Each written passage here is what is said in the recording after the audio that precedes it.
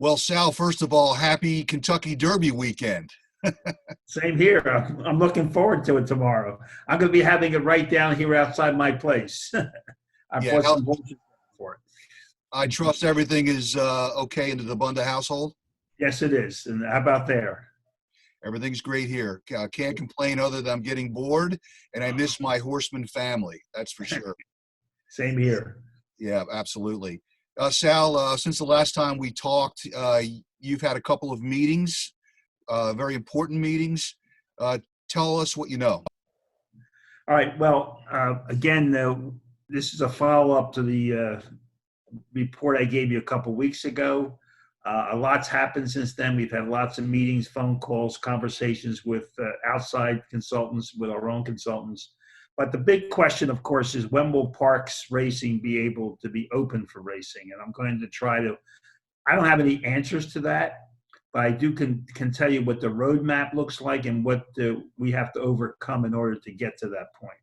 So I guess the first thing I'll start with is that since the last time I spoke to you, Governor Wolf has come up with an approach to opening different venues and businesses within Pennsylvania.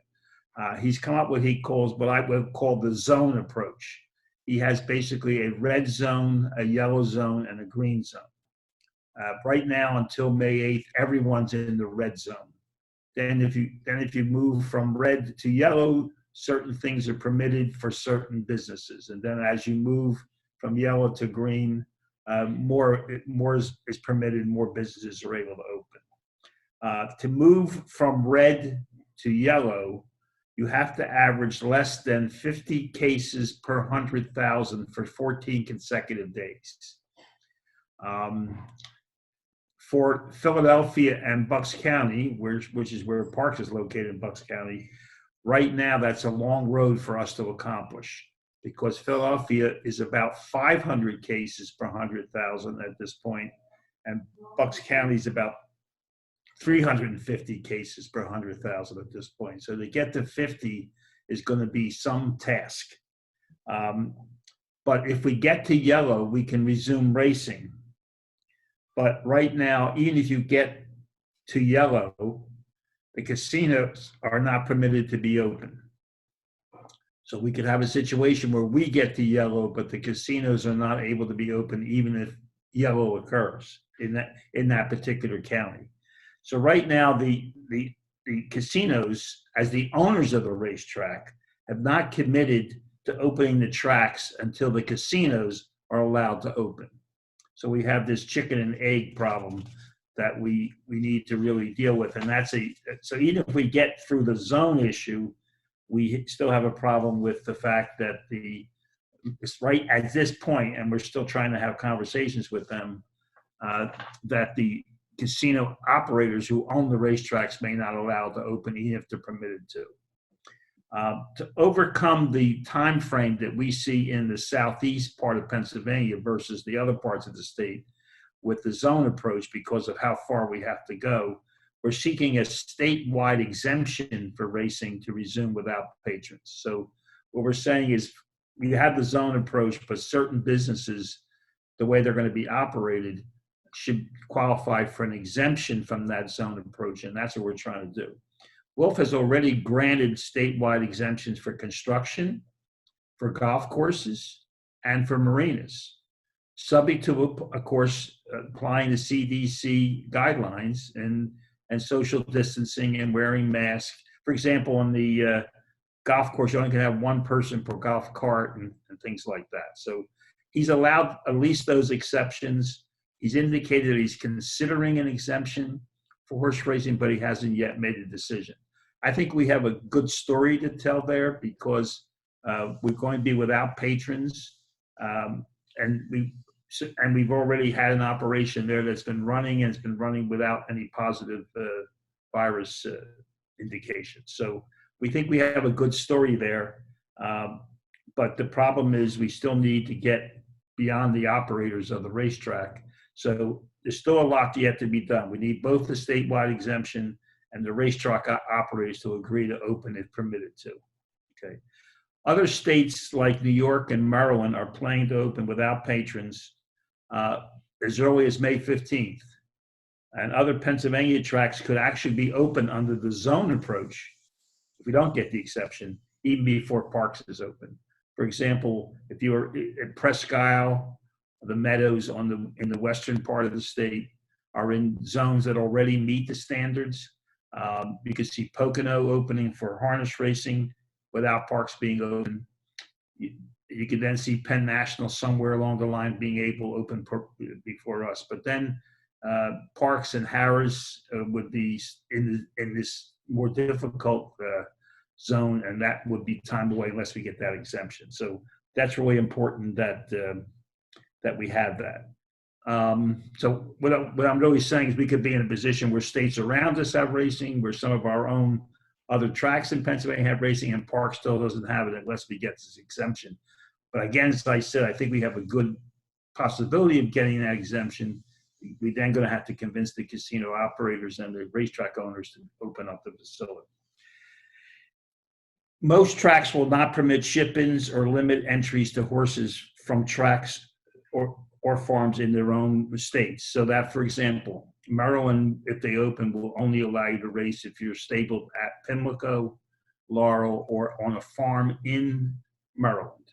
Okay, and most of the other jurisdictions, at least initially, for safety reasons and to put their cash into their horsemen, are going to be limiting who can come in as entries into their races. So many Parx horsemen will not have other options if we do not, if the government doesn't allow this to happen and the casinos agree to go along. So that's a very significant problem that we could have. We could be out of options. I should let you know that also some of these tracks are not permitting you to ship horses there if you are not already a part of their horsemen's colony. So that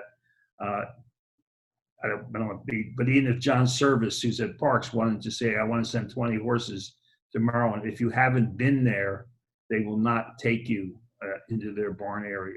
So they're kind of restricting it to people that have supported those tracks in the past. We would not have a lot of racing. But assuming we get through all that, we get the statewide exemption, or for the zones actually occur for us, and we also get the operators to let us open.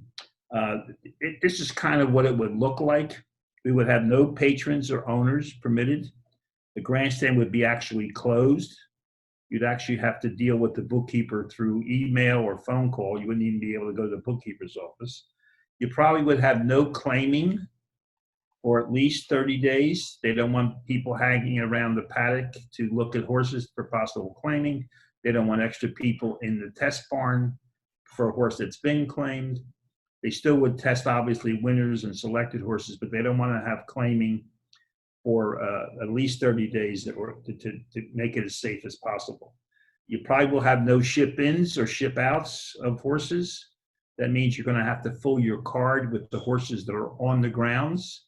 We're working with Joe Wilson to make sure we can bring the horses in before we open, so that there actually are enough horses on the grounds to fill those races.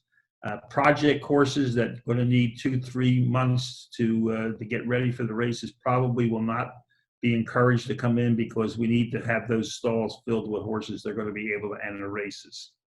The good result of that no ship-ins or ship-outs, is that all the money that's being given out will be going to horsemen who are at the track, who are located there. So that's the good part of it, but you won't be able to ship out to other places or have others ship in.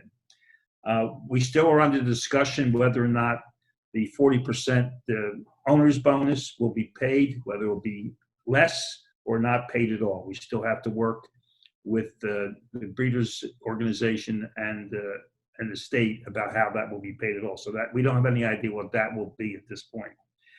We're probably all overnight stakes that we set up last year and all PA bred stakes will be canceled. We'd like to see a way to be able to do some of that, but right now we're assuming that all of those races would be canceled. All the graded races will probably be canceled, but that yet hasn't been determined.